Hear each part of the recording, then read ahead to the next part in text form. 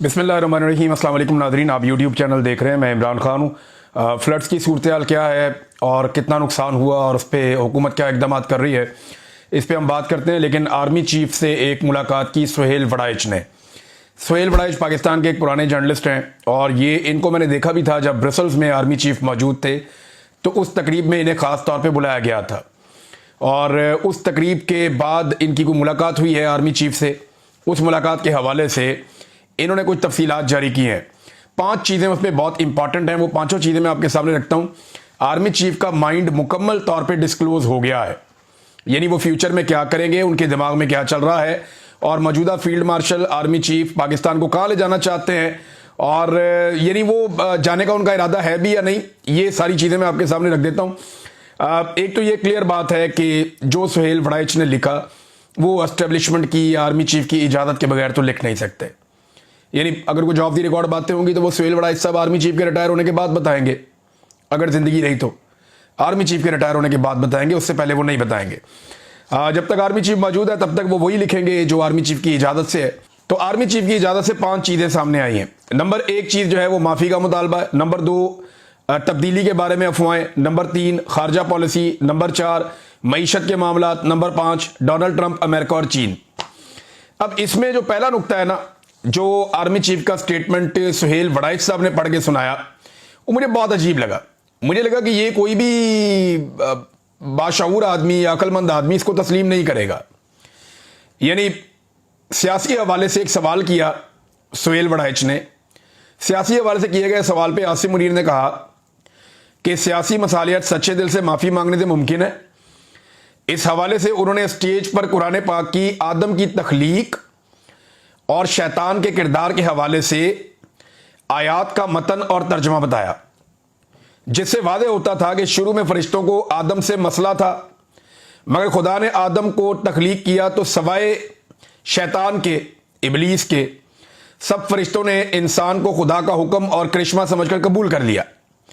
गोया माफ़ी मांगने वाले फरिश्ते रहे और माफ़ी ना मांगने वाला शैतान बन गया। अब ये पाकिस्तान तहरीक इंसाफ के बारे में आर्मी चीफ फील्ड मार्शल का माइंड डिस्क्लोज कर रहे हैं सुहेल वड़ाइच साहब, कि वो ये समझते हैं कि जैसे अल्लाह ताला ने कहा कि माफ़ी मांगो और इबलीस ने, शैतान ने माफ़ी नहीं मांगी और बाकी सब जिन्होंने माफ़ी मांग ली वो फरिश्ते हो गए और जिसने माफ़ी नहीं मांगी वो शैतान हो गया।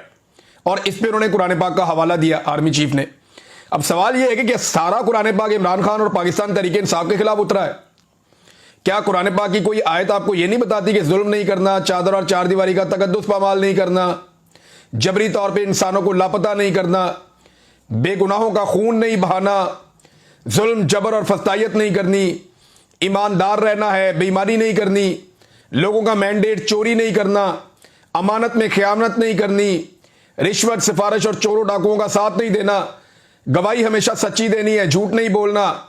क्या ये सारी चीज़ें, हक के साथ खड़े होना, ये सारा कुछ कुरान पाक में नहीं लिखा हुआ? या पूरा कुरान पाक जो है वो पाकिस्तान तहरीक इंसाफ और इमरान खान के बारे में ही आपने आर्मी चीफ ने सुनाना है लोगों को? अब जब भी कभी वो कुरान पाक का हवाला देते हैं पाकिस्तान तहरीक इंसाफ पे अटैक होता है। अब ये आप गौर करें ना कि इमरान खान इसलिए शैतान है, इनके बकौल, सुहेल वड़ाइच के बकौल आर्मी चीफ कह रहे हैं कि उसने इबलीस की तरह माफ़ी नहीं मांगी और मुराद रास या फैजुल हसन चौहान या अंदलीब अब्बास या फरूख हबीब या और बहुत सारे, परवेज खटक, महमूद खान, ये बहुत सारे बाकी लोग जो हैं जिन्होंने माफ़ी मांग ली वो फरिश्ते बन गए और आप खुदा बन गए। वो तो अल्लाह ताला के कहने पर माफ़ी मांगी थी। इस तरह तो हज़रत इमाम हुसैन रज़ी अल्लाह ताला के सामने भी रास्ता रखा गया कि माफ़ी मांगो, या सर नीचे झुकाओ, या तस्लीम करो, या पीछे हटो, तो उन्होंने कहा नहीं, सवाल ही पैदा नहीं होता, मैं यहां कंप्रोमाइज नहीं करूंगा, वो खड़े हो गए। तो दूसरी तरफ से ये मिसाल दी जा सकती है। तो यहां इस्लाम को, मजहब को, दीन को इसके बीच में यूं लेकर आना यह नामुनासिब है। इस वक्त ताकत आपके पास है, आप जो चाहे कर सकते हैं, लेकिन कुरान पाक को बीच में लाकर यह कहना कि एक सियासी जमात और उसके पैरोकार जो माफी नहीं मांग रहे वो शैतान है। अब मैं अगर कुछ सवालात पूछूं कि एक, चलें ये मान लें थोड़ी देर के लिए कि पाकिस्तान तहरीक इंसाफ के लोगों ने गुस्से में आकर जब इमरान खान साहब को गैर कानूनी तौर पे गिरफ्तार करके घसीटा गया और मारा गया, तो तहरीक इंसाफ के लोगों ने गुस्से में आकर کچھ فوجی مقامات کے اوپر اٹیک کر دیا, کچھ پتلے توڑ دیے, کچھ جگہ پہ آگ لگا دی, کچھ توڑ پھوڑ کر دی, کچھ شیشے توڑ دیے, کوئی مور چوری کر کے لے گیا, کوئی اس طرح کی حرکتیں کی انہوں نے. تو اس پہ تو آپ کہہ رہے ہیں انہیں معافی مانگنی پڑے گی ورنہ وہ شیطان بن جائیں گے, کیونکہ خدا کے کہنے پہ شیطان نے معافی نہیں مانگی تھی. لیکن کیا کسی ڈکٹیٹر نے آج تک معافی مانگی ہے اس ملک میں مارشل لا لگانے پر؟ کیا وہ فرشتے ہیں ابھی بھی؟ سوال یہ ہے کہ منشیات سے لے کر کلاشن کوف تک اور کلاشن کوف سے لے کر خود کش بمبار تک ملک میں کون لے کر آیا؟ یہی ڈکٹیٹرز لے کر آئے. کیا کسی ایک ڈکٹیٹر نے, جو ملٹری ڈکٹیٹر ہے, اس نے معافی مانگی آج تک؟ آدھا ملک توڑ دیا, اس کی معافی مانگی آج تک؟ بدترین سرنڈر پاکستان کی نہیں دنیا کی تاریخ میں کیا, 90,000 قیدی بنا دیے, اس کی معافی مانگی آج تک کسی نے؟ قائد اعظم کی بہن کو بدترین رسوا کیا گیا, اس کی معافی مانگی آج تک کسی نے؟ ملک کو غیروں کے ہاتھوں جو ہے وہ یرغمال بنا لیا گیا, کسی نے معافی نہیں مانگی. اور غیروں کی جنگ میں پاکستان کو دھکیل دیا گیا, کسی نے معافی نہیں مانگی. ڈالروں کی خاطر اپنے بیٹے اور بیٹیوں کو پکڑ کر امریکہ کے حوالے کیا گیا, اس پر کسی نے معافی مانگی؟ پاکستان میں حکومتیں بنائی اپنی مرضی سے اور حکومتیں گرائی اپنی مرضی سے, اس پر کسی نے معافی مانگی؟ پارلیمان پر حملہ کیا گیا, عدلیہ پر حملہ کیا گیا, ہزاروں گھروں کی چادر اور چار دیواری کو پھلانگ گئے, کیا کسی نے معافی مانگی؟ خواتین کو سڑکوں پر گھسیٹا گیا, عام شہریوں کو اپنے سیاسی فائدوں کے لیے جبری طور پہ لاپتہ کیا گیا, پرامن انسانوں کے اوپر صرف احتجاج کرنے پر براہ راست گولیاں ماری گئیں, ایک سابق وزیر اعظم پہ لگ بھگ 200 کے قریب مقدمے کر دیے گئے. کیا کسی نے آج تک معافی مانگی؟ یہ معافی صرف عمران خان نے مانگنی ہے اور جرائم صرف عمران خان نے کیے ہیں. بھائی جس وقت 9 مئی ہو رہا تھا اس وقت عمران خان صاحب خود حراست میں تھے اور انہیں فوج کے ادارے رینجرز نے گرفتار کیا تھا غیر قانونی طور پہ, جسے سپریم کورٹ آف پاکستان نے اس گرفتاری کو غیر قانونی اور غیر آئینی قرار دیا تھا. اس کے اوپر لوگوں نے احتجاج کیا, پھر جو ہوا وہ آپ کے سامنے. اب پی ٹی آئی یہ کہتی ہے کہ جناب وہ فالس فلیگ آپریشن تھا, جبکہ آپ یہ کہتے ہیں وہ پاکستان تحریک انصاف نے کیا تھا, معافی مانگے. بھئی اگر عمران خان نے سچے دل سے معافی مانگنی ہے, ایک بات تو کلیئر ہو گئی, سارے پاکستانی یہ بات جان لیں, ایک بات تو کلیئر ہو گئی کہ عاصم منیر صاحب نے یہ بتا دیا کہ عمران خان صاحب پہ جو کیسز ہیں وہ قانونی نہیں ہیں, ان کا قانون سے کوئی لینا دینا نہیں ہے, وہ معاملہ صرف اور صرف معافی پہ اٹکا ہوا ہے کہ یہاں ضد یہ ہے کہ عمران خان کی ہم نے ناک رگڑوانی ہے, عمران خان سے ہم نے معافی منگوانی ہے, معاملہ صرف یہاں پہ اٹکا ہوا ہے. اور وہ شیر کا بچہ جیل میں معافی نہیں مانگ رہا, اس کو روزانہ تنگ کرتے ہیں, تنگ و تاریخ جگہ کے اوپر رکھا ہوا ہے, اس کو باہر نکلنے کو نہیں دیتے, اس کو سہولیات اس سے چھین لیتے ہیں, کبھی بجلی بند کر دیتے ہیں, کبھی انفارمیشن بند کر دیتے ہیں, کبھی ملاقاتیں بند کر دیتے ہیں, اس کے بیٹوں سے بھی اس کی بات نہیں کرواتے. تو یہ جو ساری صورتحال پیدا کی جا رہی ہے صرف اس لیے ہے کہ اس میں کوئی آئین اور کوئی قانون نہیں ہے. قید تنہائی میں اس آدمی کو رکھا ہوا ہے, اس میں کوئی آئین اور کوئی قانون نہیں ہے. یہ سارا معاملہ ایک ضد کا ہے اور انا کا ہے کہ معافی چاہیے عمران خان کی. تو اب اپنا مائنڈ ڈسکلوز کیا آرمی چیف نے کہ سچے دل سے عمران خان صاحب معافی مانگے تو تب جا کے معاملہ آگے بڑھے گا. یعنی لب لباب اس کا یہی ہے کہ سیاسی مصالحت کا ایک ہی طریقہ ہے, ورنہ ملک میں, اور یہ سیاست میں مداخلت کی بدترین اگزامپل ہے. آج کے بعد اگر D G I S P R کہیں یا کوئی اور کہیں کہ فوج کا سیاست میں کوئی تعلق نہیں ہے, تو کم سے کم army chief field marshal Asim Munir صاحب کا تو بدترین تعلق سیاست کے ساتھ ہے. یہ ثابت کیا کس نے؟ سہیل وڑائچ صاحب نے, اور آرمی چیف سے ملاقات کے بعد ثابت کیا کہ سیاسی مصالحت میں بھی ان کی ڈیمانڈ ہے کہ ایک سچے دل سے معافی مانگے ایک بندہ. تو یہ تو سیاست کے اندر بدترین کردار ہے, اس کو کوئی کچھ کیا نام دے. اچھا ایک اور انہوں نے کہا جی کہ تبدیلی کے بارے میں جو افواہیں پھیلائی جا رہی ہیں, یہ تبدیلی کیا ہے؟ اس بارے میں کچھ لوگ کہتے ہیں کہ آرمی چیف کو جناب کوئی بنا دیا جائے گا صدر پاکستان, کوئی کہتے ہیں جی شاید آرمی چیف ریٹائر ہو جائیں گے تو نیا آرمی چیف آ جائے گا. تو الگ الگ چیزیں, لیکن انہوں نے کہا تبدیلی کے بارے میں جو افواہیں آ رہی ہیں, حکومت اور مقتدرہ کا مطلب ہے اسٹیبلشمنٹ, حکومت اور اسٹیبلشمنٹ دونوں کے مخالفین پھیلا رہے ہیں کہ جناب تبدیلی کی کوئی افواہیں ہیں. دیکھیں یہ تو کلیئر ہے کہ آرمی چیف نے ایکسٹینشن لینی ہے, اور موجودہ نظام اس قدر بوٹ پالش کر رہا ہے کہ اگر نواز شریف نے اپنے پیروں پہ کھڑے ہونے کا فیصلہ نہ کیا تو یہ ایکسٹینشن تو انہیں دینی پڑ جائے گی. اور اس کا بندوبست 1 سال پہلے ہی ہو گیا تھا, 3 سال کی مدت کو 5 سال کرنے کے بعد. خارجہ پالیسی پہ بھی آرمی چیف نے بات کی. اچھا یہ بھی وہ ڈومین ہے جس کے اندر ان کا کوئی اختیار ہی نہیں ہے, نہ آئین اس کی اجازت دیتا ہے, نہ قانون اس کی اجازت دیتا ہے کہ ایک آرمی چیف سیاسی معاملات میں مداخلت کرے. تو اوپر جتنا میں نے آپ کو بتایا وہ ساری سیاسی معاملات میں مداخلت ہے. اور اب جو ہے وہ تبدیلی کے بارے میں, یعنی ان کا کیا کام ہے ان چیزوں سے؟ ان کا کام دفاع کے ساتھ ہے. फिर खारजा पॉलिसी। अब खारजा पॉलिसी में हमारे आर्मी चीफ का क्या रोल है?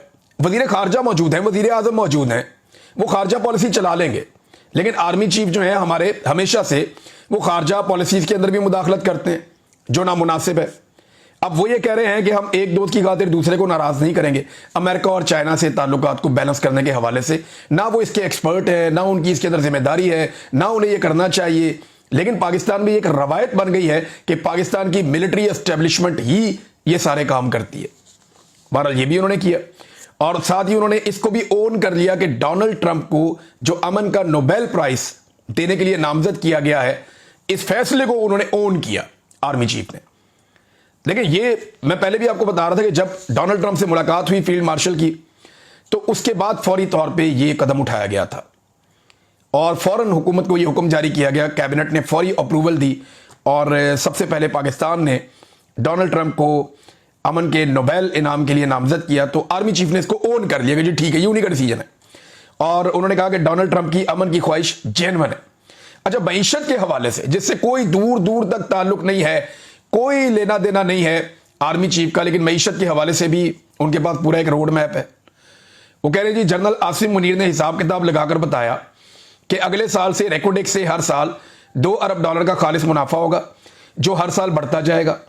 उन्होंने बताया कि पाकिस्तान के पास नायाब ज़मीनी ख़जाना है, इस खजाने से पाकिस्तान का कर्जा भी उतर जाएगा। फील्ड मार्शल से पहली मुलाकात, माशी बहरान के हल के हवाले से जनरल आसिम मुनीर के पास पूरा रोड मैप था जिसमें 5 और 10 साल के अंदर पाकिस्तान को दुनिया के तरक्की याफ्ता ममालिक की सफ में खड़ा करने की मनसूबाबंदी थी। आपके पास क्यों है रोड मैप मईशत का? आपके पास रोड मैप होना चाहिए कश्मीर कैसे आज़ाद करवाना है। आपके पास रोड मैप होना चाहिए कि भारत से जो वो डैम बना बना के पाकिस्तान का पानी रोकता जा रहा है, वो अपना पानी भारत से कैसे छुड़वाना है। आपके पास ये रोड मैप होना चाहिए कि पाकिस्तान को दहशतगर्दों से कैसे बचाना है। अफगानिस्तान और पाकिस्तान के बॉर्डर पे जो दहशतगर्द हर दफा इधर घुसाते हैं बार बार, उनको वहां पे कैसे रोकना है। आपके पास रोड मैप होना चाहिए कि बलूचिस्तान जो एक नो गो एरिया बन गया है, उसको दुरुस्त कैसे करना है। सिक्योरिटी की ड्यूटी है आपकी। रोड मैप सिक्योरिटी का होना चाहिए। रोड मैप कश्मीर की आजादी का होना चाहिए। रोड मैप पाकिस्तान के पानियों पे भारत के कब्जे का होना चाहिए। ये कौन सा रोड मैप है मईशत का? ना इसके अंदर आपकी एक्सपर्टीज है, ना इसके अंदर आपका कोई काम है, ना इससे आपका कोई लेना ना देना, लेकिन फिर भी। अच्छा, और रोड मैप क्या है, जरा ये भी आप गौर करें कि जनाब इसमें सारा जो सुहेल वड़ाई साहब ने बताया, वो क्या बताया? उन्होंने बताया जी कि ये जो मादनियात है ना, ये बेचनी है। यानी रोड मैप ये है पाकिस्तान की तरक्की का कि पाकिस्तान के जो कुदरती वसाइल से अल्लाह ताला ने माला माल किया है, वो वसाइल हमने गैरों को बेच देने। यानी एक चीज हमने 10 रुपए की बेचनी है और उन्होंने उसको 100 रुपए का कर लेना ले जाके। तो पाकिस्तान को क्या मिला? 10 रुपए। और जो यहां से लेकर गया उसने उसको वैल्यू एडिशन की और क्या बना? 100 रुपए। भाई इस पूरे रोड मैप के अंदर कहीं पे सियाहत है, कहीं पे ज़राअत है, कहीं पे IT है, कहीं पे दूसरे शोबे हैं। किसान तबाह बर्बाद हो गया, मईशत का बेड़ा गर्क हो गया, ताजर काम नहीं कर पा रहे, इंपोर्ट एक्सपोर्ट पाकिस्तान का बैलेंस ही क्रिएट नहीं हो पा रहा। साथ ही साथ जो है वो आपके जो ताजिर हैं, जो मैन्युफैक्चरर्स हैं, वो बेचारे परेशान है। कॉस्ट ऑफ प्रोडक्शन कहां से कहां जा रही है, बिजली और फ्यूल की प्राइस कहां पहुंच गई है। तो रोड मैप तो इन चीजों का होना चाहिए था, अगर होना चाहिए था तो। अव्वल तो काम ही नहीं है ये चीजें दुरुस्त करनी। घर का सामान बेचकर या अपने घर का जेवर बेचकर, ये जेवर है ना पाकिस्तान का जो अल्लाह ताला ने दिया हुआ है, ये वक्त आने पे हमारे काम आएगा। तो ये और कैसे काम आएगा? देखिए, इसके 2 तरह आप काम ले सकते हैं। या तो ये मादनियात आप औने पौने बेच दें, या आप पाकिस्तान को आहिस्ता आहिस्ता अपने पैरों पे खड़ा करें, पाकिस्तान के अंदर इंडस्ट्री लगाएं, इस मादनियात को पाकिस्तान की इंडस्ट्री इस्तेमाल करे। ये जो 10 रुपए वाली चीज है, इसको पाकिस्तान 1000 रुपए की करके बेच सकता है। फ्यूचर का सारा फ्यूल है ये जो रेयर अर्थ मिनरल्स है, इसके पीछे दुनिया पागल है। अगर दुनिया इससे बेशुमार पैसा बना सकती है तो पाकिस्तान क्यों नहीं बना सकता? हमने जरूर ओने पोने इसको रॉ मटेरियल के तौर पे बेचना है। हमें इंतजार करना चाहिए उस वक्त का और इन असासों को संभाल के रखना चाहिए। पाकिस्तान की मईशत को ऊपर उठाना चाहिए। हाँ ठीक है, जरूरत के तहत आप कुछ चीजें बेच सकते हैं कि फिलहाल हमें इसमें से निकलना है, हम इतना बेच लेते हैं, लेकिन एक बड़ा हिस्सा हम सेफ रखेंगे। लेकिन मुझे उसकी कोई उम्मीद नजर नहीं आ रही। बहरहाल मईशत का भी एक रोड मैप है आर्मी चीफ के पास। और ये जनाब सुहेल वड़ाई साहब ने पूरी कहानी सुना दी। अब सुहेल वड़ाई साहब ने पूरी कहानी सुनाई ना, आर्मी चीफ ने बड़ी लंबी चौड़ी बातें की हैं। इसके अंदर एक बंदे ने तारीफ की आर्मी चीफ की तरफ, वो भी मैं बता दूं। उन्होंने कहा जी सदियों बाद कोई ऐसा मौका आया यानी इसमें उनके हाथों को चूमा एक शख्स ने ओवरसीज ने, और झुक कर चूमा, ये भी सोहेल वड़ाइच साहब ने बताया। उन्होंने कहा कई एक ने सदियों के बाद मुसलमान मुल्क की काफिर मुल्क पर फतह पर उन्हें खराज तहसीन पेश किया। सदियों के बाद भाई, ये हम यौम दिफा पाकिस्तान क्यों मनाते हैं? ये तो 1965 का एक दिन हम मना रहे होते हैं हर साल कि यौम दिफा पाकिस्तान है, पाकिस्तान ने भारत को शिकस्त दी थी। तो वो जो फतह के दावे थे सारे झूठे थे, जो अब सोहेल वड़ाइच साहब ने इसको फतह करार दे दिया। और पहले सदियों पहले कोई मुसलमान मुल्क किसी काफिर मुल्क से कोई नहीं जीता। भाई ये अजीब कहानी उन्होंने सुना दी सोहेल वड़ाइच साहब ने। अभी 4 साल पहले अजरबैजान ने, जैसे पाकिस्तान के और इंडिया के बीच में एक कश्मीर का इशू है ना बहुत पुराना, इसी तरह अजरबैजान और आर्मीनिया जो एक गैर मुस्लिम मुल्क है, अजरबैजान एक मुस्लिम मुल्क है, इन दोनों के बीच में भी एक इशू था कश्मीर तरह का जिसे कहते थे काराबाग। तो अजरबैजान ने अभी 4 साल पहले छीन लिया वो पूरा सूबा और अपने मुल्क का उसे हिस्सा बना लिया। तो वो मुसलमान मुल्क नहीं है, उसको वो फतह नहीं मिली। तो ये तारीख से नाबल्द लोग हैं, इन्हें बिल्कुल नहीं पता, अभी रिसेंट हिस्ट्री नहीं पता कि अभी अभी एक फतह हुई है और अभी अभी जो है वो एक मुसलमान मुल्क ने एक बहुत बड़ा इलाका खाली करवाया है। पाकिस्तान की रिस्पॉन्सिबिलिटी तो अभी बाकी है, पाकिस्तान ने कश्मीर को आजाद करवाना है, जिसके लिए फौज ने बड़े दावे कर रखे हैं, पाकिस्तानी फौज ने, और हमेशा से हमने ये दावे सुने। अब जरा इन सारी चीजों का जवाब कायदे आज़म मोहम्मद अली जिन्ना के एक जुमले में। कायदे आज़म मोहम्मद अली जिन्ना ने फरमाया था, और ये एयर मार्शल असगर खान ने अपनी किताब में एक वाक़े का जिक्र किया, जिसके मुताबिक 14 अगस्त 1947 को एक इस्तकबालिया के दौरान एक फौजी ऑफिसर कर्नल अकबर खान ने कायदे आज़म से कहा कि बरतानवी अफसरों की बजाय मुसलमान अफसरों को तरक्की देकर कलीदी ओहदों पर फाइज किया जाए। पहले दिन से ही काम चक दिया था इन्होंने। ये कर्नल अकबर खान ने मशवरा दिया कायदे आज़म को। तो कायदे आज़म ने इस ऑफिसर को मुखातिब होते हुए कहा कि मत भूलो कि तुम रियासत के मुलाजिम हो, तुम पॉलिसी नहीं बनाते, हम अवाम के नुमाइंदे फैसला करते हैं कि मुल्क को कैसे चलाना है। तुम्हारा काम सिर्फ अपने सिविल हाकिमों के फैसलों पर अमल करना है। कायदे आज़म ने पाकिस्तान डिफेंस काउंसिल की मंजूरी दी, जिसका एक इजलास 5 सितंबर 1947 को हुआ। इस इजलास में पाक फौज की अंदरूनी और बैरूनी जिम्मेदारियों की मंजूरी दी गई। ये ना बड़ा क्लियरली कायदे आज़म ने कह दिया। मैं दोबारा पढ़ के सुना देता हूं कि फील्ड मार्शल के सारी बातों का जवाब इसके अंदर कायदे आज़म के एक जुमले के अंदर है। सोहेल वड़ाइच के सारे कॉलम का जवाब कायदे आज़म के एक जुमले के अंदर है। उन्होंने कहा कि मत भूलो कि तुम रियासत के मुलाजिम हो, तुम पॉलिसी नहीं बनाते, हम अवाम के नुमाइंदे फैसला करते हैं कि मुल्क को कैसे चलाना है। तुम्हारा काम सिर्फ अपने सिविल हाकिमों के फैसलों पर अमल दरामद करना है। यहां जो इलेक्शन जीता है, जिसे अवाम ने मुंतखब किया है, उसको जेल के अंदर बंद किया हुआ है, और जिन्हें अवाम ने रिजेक्ट किया है उनको फार्म 47 पे लाकर बैठाया गया है, और फिर भी उनकी कोई बात नहीं सुनी जा रही। वो बेचारे मुलाजमों की तरह दिन रात बूट पॉलिश कर रहे हैं और कुछ नहीं कर रहे। ये नादरीन हालात है यहाँ पे। अब नादरीन आ जाए, जो फ्लड्स की सूरत हाल है इस वक्त, वो मैं आपके साथ शेयर कर देता हूँ। लेकिन उससे पहले एक और बहुत बड़ी खुशखबरी है, ये आपके साथ शेयर ना की तो ज्यादती हो जाएगी। एक और कोट अद्दू पावर कंपनी है, और ये बड़ी कंपनी है। एक lieutenant general retire Mohammad Saeed को नया चेयरमैन इसका अपॉइंट कर दिया गया है। तो एक और रिटायर फौजी ऑफिसर बरसरे रोजगार हो गए। अल्लाह ताला इनके रोजगार में, अल्लाह ताला इनकी आमदन में बरकत अता फरमाए। और हमें एक ही दफ़ा लिस्ट हासिल करनी चाहिए कि कितने हमारे जिंदा जर्नल ऐसे हैं जो रिटायर हैं और उनके पास कोई रोजगार नहीं है, ताकि कौम एक ही मरतबा उन सब के रोजगार का बंदोबस्त करे। और इन तमाम को रोजगार के ऊपर रहना चाहिए। पाकिस्तान के अंदर बेरोजगारी की शरह लगातार बढ़ती चली जा रही है, और कई गुना बेरोजगारी में गुज़िश्ता 3 सालों में इजाफा हुआ है। लेकिन कई गुना रिटायर्ड जर्नलों को तमाम महकमों के ऊपर लाकर बैठा दिया गया है, और अब तो पहली मरतबा ऐसा हो रहा है कि सर्विंग जर्नल्स भी महकमों के ऊपर बैठाए जा रहे हैं। तो ये नादरीन सूरत हाल है। तो मैं मुबारकबाद पेश करता हूं lieutenant general retire Mohammad Saeed को कि उन्हें नया चेयरमैन अपॉइंट किया गया कोट अद्दू पावर कंपनी का। और बाकी जो लोग हैं उनके लिए मैं दुआ करता हूं कि जितने भी हमारे रिटायर्ड जर्नल हैं उन सबको जल्द अज जल्द कोई ना कोई नौकरी मिल जाए।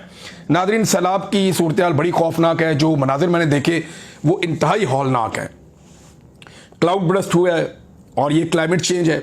जो मकबूजा कश्मीर है वहां पे भी एक इंसिडेंट ऐसा रिपोर्ट हुआ, बड़ा अफसोसनाक और बड़ा खौफनाक वाक़या है। जितनी दरियाओं के किनारों पे प्रॉपर्टीज़ बनी हुई हैं, मैंने उनको बहते हुए देखा है। पूरी बिल्डिंग, पूरे घर जो हैं, 3-3 मंजिला घर, वो एक झटके में पानी लेकर जा रहा है। चंद लम्हों में वो नज़र ही नहीं आते, बिल्कुल सफा चट हो जाता है। बाकायदा पत्थरों का सैलाब आता हुआ देखा, बहुत बड़े पैमाने पे पत्थर पानी के साथ बहते हुए आ रहे हैं, बड़े बड़े पत्थर जिन्हें आप हिला भी नहीं सकते। तो ये एक खौफनाक सैलाब है और ये जो मनाजिर हैं सैलाब के, ये इंतहाई हौलनाक है। अल्लाह ताला पाकिस्तानियों को महफूज रखे। जो लोग जाँ बहक हुए हैं उनकी तादाद बढ़ती चली जा रही है और जो नया डाटा आ रहा है वो बड़ा खौफनाक है और इसमें बच्चे भी हैं, ख़वातीन भी हैं, नौजवान भी हैं, तो मर्द हजरात भी हैं, ख़वातीन भी हैं। तो ये बहुत बड़ा नुकसान है। और पाकिस्तान की गवर्नमेंट ने, पाकिस्तान की फ़ौज ने और पाकिस्तान की जो मुख्तलिफ सूबाई हुकूमतें हैं उन्होंने इस हवाले से अपने इक़दाम शुरू किए हैं। खैबर पख्तूनख्वा की हुकूमत को सबसे ज़्यादा विजिलेंट रहना होगा। अवामी नुमाइंदगान सैलाब ज़दा इलाकों में लौट गए हैं, वहाँ पहुँच गए हैं। बैरिस्टर घोर के इलाके में सैलाब आया, बड़ा खौफनाक, वो भी वहाँ पे मौजूद हैं। अली अमीन गंडापुर भी रवाना हुए सैलाब मुतासरीन की मदद के लिए और जो फ़ौज के दस्ते वहाँ मौजूद हैं खैबर पख्तूनख्वा में, उन्हें भी फौरी तौर पे मुतहर्रिक किया गया कि आप भी ये काम करें और बेहतरीन काम कर रही है रेस्क्यू सर्विसेज और जो NDMA PDMA ये लोग भी कोशिश कर रहे हैं। बहुत कम वसाइल के बावजूद ज़ोर लगा रहे हैं कि कुछ ना कुछ करके किसी तरह भी जो सैलाब मुतासरीन हैं उनको रेस्क्यू किया जाए। अभी मेरे ख्याल में उन्हें आने वाले दिनों में खैमों की ज़रूरत होगी, उन्हें खुराक की ज़रूरत होगी, खाने पीने की चीज़ों की। और फिर जब बहाली का काम शुरू होगा, असल काम तब होता है। ये घर टूट गए हैं, बह गए हैं और ये सैकड़ों मकानात हैं, इनकी दोबारा तामीर के लिए फ़ंड्स चाहिए होंगे, पैसा चाहिए होगा और इन लोगों को मदद देनी होगी और इनकी तामीर दोबारा करने के लिए हुकूमत खैबर पख्तूनख्वा को और हुकूमत पाकिस्तान को बड़े फ़ंड्स जारी करने पड़ेंगे और उन फ़ंड्स को मकामी नुमाइंदगान के ज़रिए से सही तरीके से खर्च किया जाए। क्योंकि देखें, अरबों रुपया आया था जो सिंध में खर्च किया जाना था 2022 के सैलाब के बाद। आज 3 साल गुजर गए हैं। एक अगर 2 कनाल का भी घर आप बनाए ना, बड़ा घर, तो 8 माह में 10 माह में आपका बन जाता है पाकिस्तान में। लेकिन 3 साल हो गए, आज तक वहां गरीबों के घर नहीं बन सके दोबारा। लोग अपनी मदद आपके तहत घर बना रहे हैं। जो सरकार के पास पैसा आया वो कहां खर्च हो गया आज तक किसी को पता ही नहीं है। वो गरीब लोगों के नाम पे इकट्ठा किया हुआ पैसा था, बाहर से भी फंड्स आए थे और वो सारे फंड अल्ले तल्लों में और इधर उधर इन्होंने उड़ा दिए और पता नहीं किसकी जेब में गया पैसा। गरीब आदमी को तो कुछ नहीं मिला। अब यहां पे एक पूरा चेक एंड बैलेंस होना चाहिए। ये सारा पैसा जो है वो गरीबों को मिलना चाहिए और उनके घरों की तामीर के ऊपर खर्च होना चाहिए। अब तक के लिए इतना ही। अपना ख्याल रखिएगा, अपने इस चैनल का भी। अल्लाह हाफ़िज़।